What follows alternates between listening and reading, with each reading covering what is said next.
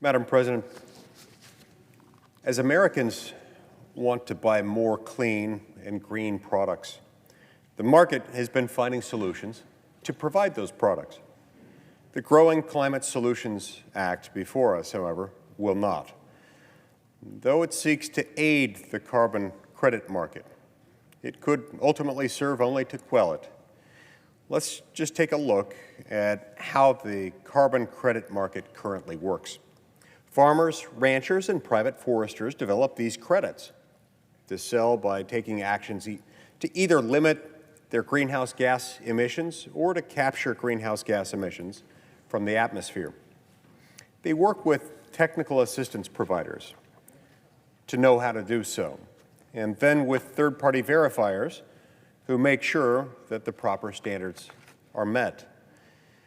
Companies can then purchase the credits to offset their carbon emissions, and they can also sell unused credits to other companies wanting to offset their carbon emissions. It's a voluntary exchange and an example of the market working as it ought to work. As the demand for these credits grows, more farmers, ranchers, and foresters would explore this revenue-generating market.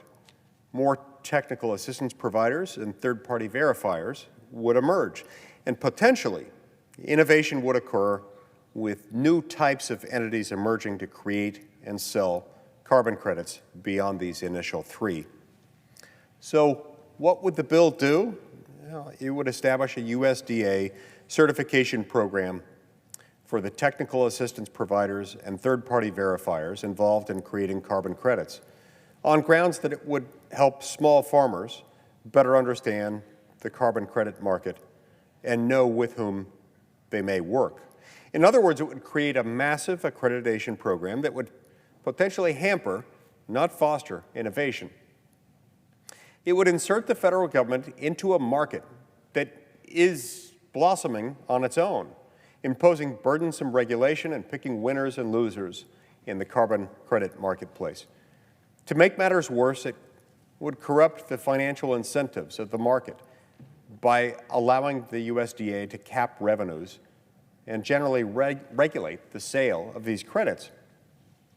Though it aims to help small farmers to participate in this market, it could easily be manipulated to demand the USDA set unusually high protocols and qualifications, and then drive carbon credit purchasers solely to credit sellers, working with those that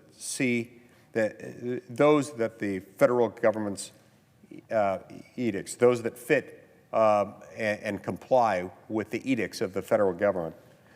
This will ultimately only impose obstacles for farmers, ranchers, and foresters, impede potential new participants, and in the end, hurt the environment. That's why I'm offering an alternative.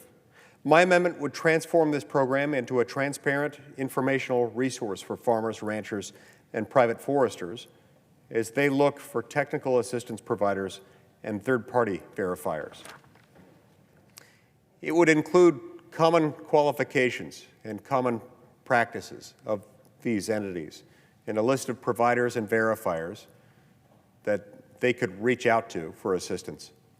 Madam President, the federal government ought to get out of the way for the carbon credit market to continue innovating and thriving, not squash it. The American Energy Alliance agrees and has issued a favorable vote recommendation. And for all these reasons, I urge my colleagues to support this amendment.